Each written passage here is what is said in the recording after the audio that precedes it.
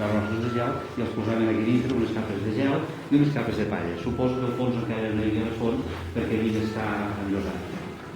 Es nota fins a l'altura que arribava el gel, jo per aquí, i s'entrava normalment per aquesta porta d'aquí. El que passa és que no era tan alt. Aquesta obertura arribava més o menys fins a aquesta altura d'aquí, pot veure, que és el nivell del camí. Això es va fer quan la guerra per convertir-la en refugi. El pou de gel, a part de guardar el gel a l'hivern per l'estiu, evidentment li feia falta un desaigua, perquè clar, el gel es desgelava. I llavors, allà sota aquí aquella reixa, hi ha un desaigua que surt cap a la part del terrapleguer, cap al terrapleguer. Per què servia aquest pou de gel?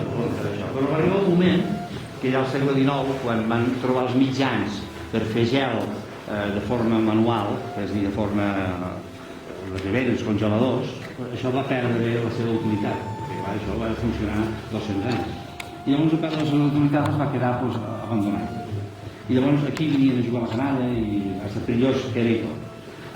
Quan l'any 38, a partir del 5 d'abril, ara fa 75 anys, que van bombardejar el poble, que van fer mal al poble, l'Ajuntament d'aquell moment va decidir fer refugis com a tot arreu.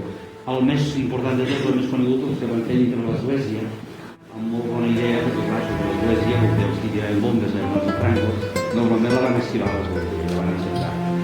Han donat altre allà, avui hi ha el dipòsit d'aigua d'un terceny, també hi ha una sota que està intacta, les famílies que vaig dir, i la gent que vivia en aquesta zona del poble, van decidir aprofitar el pou de gel com a refugio. Llavors, clar, el van haver d'adaptar perquè no sabia el pou de gel. Llavors, van fer servir primer en una de les entrades, perquè clar, un refugi sempre ha de tenir l'entrada una sortida, perquè si no podia trobar la carrossa. Llavors,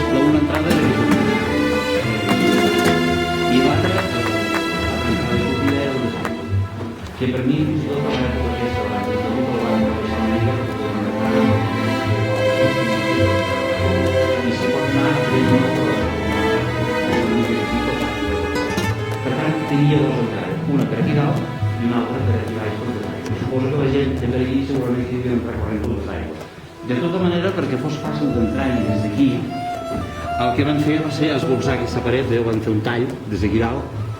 De fet, l'entrada del gel es feia, l'entrada i la treta del gel es feia des d'aquí sobre. Llavors van rebaixar d'això, les pedres i la grava, tot ho van tirar aquí dintre, i a més hi van posar runa, que em recordo que l'any 2001 sembla que és quan se va trobar, ens va cridar molt l'atenció que des d'aquí fins aquí baix, quasi amb un salt i entraves, perquè hi havia estat tot ple de runa, perquè suposo que era la forma més ràpida de si entraves corrent o saltaves la runa i tiraves avall, perquè si no, clar, et quedaves 3 o 4 metres d'alçada, o poder encara més, perquè el sostre, aquest terra, per aquí encara més fort. Per tant, tot l'any 38, sobretot, suposo a partir de l'estiu, va servir com a refugi. Sabeu que al primer bombardeig, evidentment, no hi havia refugis, perquè això va com va anar, però després cap al final de l'any 38, que hi va haver l'ofensiva final a partir del 23 de desembre, aquesta zona per aquí, Nadal, Cap d'Any, Reis, que llavors aquí hi va haver l'ofensiva aquí mateix, a Gramunt el van bombardejar amb avions, amb artilleria, amb tot, i llavors els van fer servir molt.